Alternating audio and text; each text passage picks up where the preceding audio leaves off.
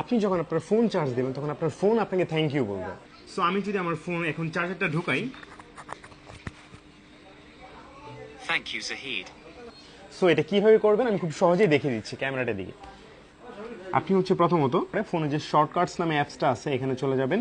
এখানে যাওয়ার পরে অটোমেশন এখানে ক্লিক করবেন, করার পর হচ্ছে নিউ অটোমেশন এখানে ক্লিক করবেন, দেন হচ্ছে একটু নিচে চলে যাবেন। নিচে যাওয়ার পরে এখানে দেখবেন একটা অপশন আছে হচ্ছে চার্জার।